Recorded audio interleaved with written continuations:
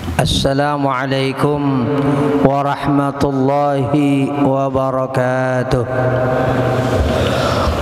Ansitu wasma'u wa'ati'u rahimakumullah.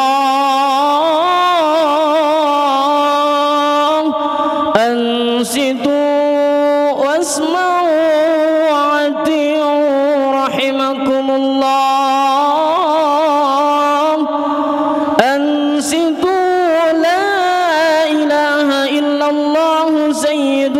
Muhammadur Rasulullah. Allahumma ighfir lil muslimina wal muslimat wal mu'minina wal mu'minat al ahya'i minhum wal amwat bi rahmatika ya arhamar rahimin. Subhana rabbika rabbil izzati amma yasifun wa salamun alal mursalin walhamdulillahi rabbil alamin.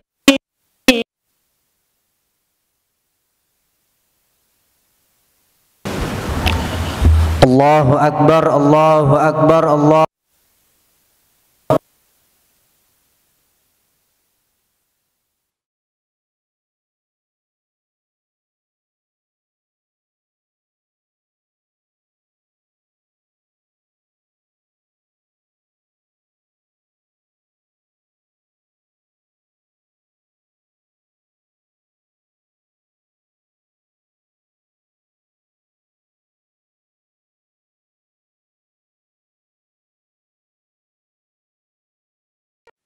Sadaqallahul azim. Kaum muslimin dan muslimat jamaah salat Idul Adha yang dimuliakan oleh Allah Subhanahu wa taala.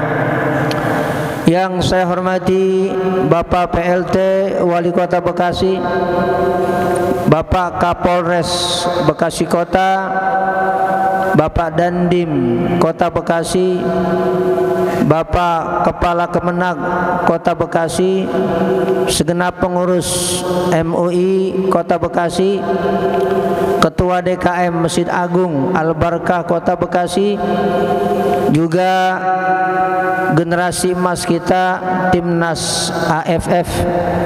Mudah-mudahan kita doakan diberikan kemenangan dan kegemilangan oleh Allah Subhanahu wa taala. Alhamdulillah, kita bersyukur kepada Allah bahwa pada hari ini kita berkumpul dalam rangka memperingati satu dari dua perayaan dalam ajaran Islam, yaitu Idul Adha. Bahkan para fuqaha dan para ulama memberikan penjelasan bahwa Idul Adha masuk dalam kategori hari raya besar, karena tidak sebatas perayaan Idul Adha, tapi ada satu rangkaian yang merupakan puncak pelaksanaan rukun Islam, yaitu melaksanakan ibadah haji ke Baitullah. Mudah-mudahan kita semua termasuk yang diberikan kemudahan untuk berangkat ke Baitullah dalam rangka menyempurnakan rukun Islam kita. Allahu Akbar, Allahu Akbar, Allahu Akbar, walillahil hamd. Idul Adha terkait erat dengan pelaksanaan kurban. Yang menarik adalah syariat kurban ini sudah Allah berlakukan sejak pertama kali manusia diciptakan di permukaan bumi ini. Nabiullah Adam, istri beliau Hawa, dan putra-putri beliau. Dan peristiwa itu diabadikan di dalam kitab suci Al-Quran, surah Al-Ma'idah ayat 27. A'udzu billahi minasyaitonir rajim. Watslu 'alaihim naba abnai adama bil haqqi idh qarraba qurbanan fatuqabbala min ahadihima wa lam yutaqabbal minal akhar. Baca bacakan kepada mereka peristiwa besar dua putra Nabi Adam, dan itu sesuatu yang hak, yang benar. Ketika keduanya mendekatkan diri kepada Allah Subhanahu wa taala dengan cara berkurban. Lalu salah satu dari kedua putra Nabi Adam kurbannya diterima, dan satu lagi yaitu Kabil ditolak oleh Allah Subhanahu wa taala karena tidak tulus, tidak ikhlas berkurban karena Allah Subhanahu wa taala. Kurban ini kemudian dilanjutkan oleh Nabiullah Ibrahim beserta putranya Nabiullah Ismail, dan kemudian disempurnakan oleh junjungan Nabi besar Muhammad sallallahu alaihi wasallam, sekaligus beliau laksanakan. Oleh sebab itu Imam Bukhari meriwayatkan dohan Nabi sallallahu alaihi wasallam bikabshaini amlahaini aqranaini dzabahahuma biyadihi. Adalah Nabi Muhammad sallallahu alaihi wasallam selalu berkurban dengan dua ekor domba yang sehat besar yang beliau sembelih dengan tangan beliau sendiri. Al-Imam Al-Bukhari memberikan satu penjelasan bahwasanya Rasulullah sallallahu alaihi wasallam dalam hidup beliau tidak pernah absen untuk berkurban. Di tengah kesederhanaan gaya hidup Rasulullah sallallahu alaihi wasallam, beliau selalu menyempatkan untuk berkurban setiap tahun sampai akhir hayat Rasulullah sallallahu alaihi wasallam. Rasulullah lakukan karena memang begitu banyak dan syarat nilai yang ada di dalam syariat berkurban, yang tadi dengan sangat gamblang sudah disampaikan oleh Bapak PLT Wali Kota Bekasi. Ada dua paling tidak secara garis besar hikmah besar dari syariat kurban. Yang pertama, hubungan vertikal dengan Allah Subhanahu wa taala wajib menjadi pundamen, menjadi barometer kehidupan kita. Karena tanpa ketaatan dan pengabdian yang tulus kepada Allah Subhanahu wa taala, hidup kita di permukaan bumi ini dinilai sia-sia oleh Allah Subhanahu wa taala. Namun ketika kita melaksanakan berbagai kegiatan, kita mengarungi kehidupan, jangan lupa kepedulian kita terhadap sesama. Bahkan ini terkait erat dengan iman kepada Allah Subhanahu wa taala. Sampai Imam Bukhari dan Muslim meriwayatkan, la yu'minu ahadukum hatta yuhibba li akhihi ma yuhibbu li nafsihi. Iman salah seorang dari kalian tidak dianggap sempurna, dinilai timpang sampai dia mencintai sesama seperti dia mencintai dirinya sendiri. Oleh sebab itu, melalui syariat kurban ini kita harus melaksanakan secara sempurna hubungan vertikal dengan Allah Subhanahu wa taala, serta komunikasi atau hubungan horizontal kita terhadap manusia, bahkan juga lebih luas lagi sesama makhluk Allah Subhanahu wa taala.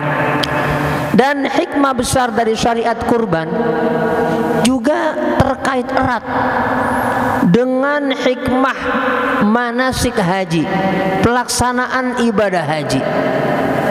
Seperti tawaf, berkeliling Ka'bah, berputar, itu sebenarnya dan sejatinya hikmahnya tidak sebatas untuk orang yang melaksanakan haji. Hikmah tawaf berlaku universal buat kita semua. Maksudnya, hidup ini adalah perputaran. Kita tidak sebatas ada di satu titik. Ada bahagia, tapi ada juga duka. Ada tangis, juga ada tawa. Itulah kehidupan. Namun Islam memberikan satu arahan kepada kita, apapun kondisi dan situasi hidup kita, duka kah, suka kah, tangis kah, tawa kah, jangan sampai membuat kita kalau dalam keadaan bahagia lupa kepada Allah Subhanahu wa taala. Dalam keadaan duka hidup kita malah jatuh, bahkan ada yang sampai bunuh diri. Islam tidak mengajarkan itu semua. Apapun kondisi hidup kita, apapun tawaf kita, jangan lupa fokus kepada Allah Subhanahu wa taala, pemilik Ka'bah al-Musyarrafah. Sa'i dari Safa ke Marwah itu adalah ajaran kehidupan. Sa'i artinya usaha. Jangan lupa ketika kita berusaha melakukan segala aktivitas kehidupan, mulai dari Safa. Safa artinya jernih, murni, bersih. Jangan memulai hidup dari sesuatu yang dilarang, diharamkan, dimurkai oleh Allah Subhanahu wa taala. Kalau hidup kita sudah kita mulai dari Safa, pasti yakin akan berakhir di Marwah. Marwah artinya kepuasan. Bukan kepuasan menggapai duniawi yang sifatnya materi, tapi menggapai ridha Allah Subhanahu wa taala. Sehingga akhir hidup kita dipanggil dengan sapaan yang mulia dari Allah Subhanahu wa taala, ya ayyatuhan nafsul mutmainnah irji'i ila rabbiki radiyatan mardiyah fadkhuli fi ibadi wadkhuli jannati.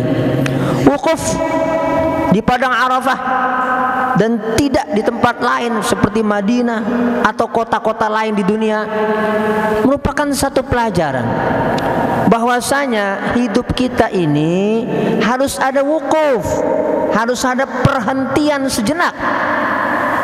Jangan larut dalam kehidupan duniawi yang dapat melupakan diri kita untuk mengingat Allah Subhanahu wa taala. Berhentilah sejenak untuk sholat 5 waktu, untuk berzikir kepada Allah, dan untuk melaksanakan kebaikan-kebaikan yang dapat mendekatkan diri kita kepada Allah Subhanahu wa taala, agar kita Arafah. Arafah artinya kenal, tahu siapa yang menciptakan kita, apa tujuan hidup kita yang digariskan dalam Al-Quran, wa ma khalaqtul jinna wal insa illa liya'budun. Tidaklah aku ciptakan jin dan manusia kecuali untuk mengabdi, untuk taat, untuk beribadah kepada Allah Subhanahu wa ta'ala. Hadirin jamaah salat Idul Adha yang dimuliakan oleh Allah Subhanahu wa ta'ala, tentunya masih sekian banyak nilai-nilai luhur, mulia, agung. Apakah itu syariat korban atau diberlakukannya haji oleh Allah Subhanahu wa taala sebagai puncak pelaksanaan rukun Islam. Namun yang sekelumit ini mudah-mudahan ada manfaatnya, khususnya buat saya pribadi dan umumnya buat kita seluruh umat Islam, kaum muslimin dan muslimat, mukminin dan mukminat, sehingga hidup kita selalu diberikan nikmat dan juga keberkahan oleh Allah Subhanahu wa taala, sehingga diri kita pastikan fid dunya hasanah wa fil akhirati hasanah. Karena memang dalam Al-Quran doa yang kita sebut dengan doa sapu jagat itu merupakan rangkaian ibadah haji. Kita baca mulai ayat 200, 201, 202. Fa idza qadaitum manasikakum fadhkurullaha ka dzikrikum aba'akum aw ashadda dzikra. Faminan nasi man yaqulu rabbana atina fid dunya wa ma lahu fil akhirati min khalaq. Wa minhum man yaqulu rabbana atina fid dunya hasanah wa fil akhirati hasanah wa qina adzaban nar. Ulaika lahum nasibum mimma kasabu wallahu sari'ul hisab. Sekali lagi mudah-mudahan kita termasuk hamba-hamba Allah yang senantiasa dimuliakan oleh Allah Subhanahu wa taala, dan Allah kita mohon, kita berdoa memastikan diri kita fid dunya hasanah wa fil akhirati hasanah wa qina adzabannar. Barakallahu li wa lakum fil Qur'anil azim wa nafa'ani wa iyyakum bima fi minal ayat wa dzikril hakim wa taqabbala minni wa minkum tilawatahu innahu huwal ghafurur rahim. Allahumma salli wa sallim ala sayyidina Muhammad. Allahumma salli wa sallim ala sayyidina Muhammad. Allahumma salli wa sallim ala sayyidina Muhammad wa ala ali sayyidina Muhammad. Allahu akbar, Allahu akbar, Allahu akbar. Allahu akbar, Allahu akbar, Allahu akbar, Allahu akbar, walillahil hamd. Alhamdulillah, alhamdulillah hamdan katsiran kama amar. Asyhadu an la ilaha illallah wahdahu la syarika lah, iqraran li rububiyyatihi wa irghaman liman jahada bihi wa kafar. Wa asyhadu anna sayyidana wa nabiyyana Muhammadan abduhu wa rasuluh sayyidul khalaiq wal bashar.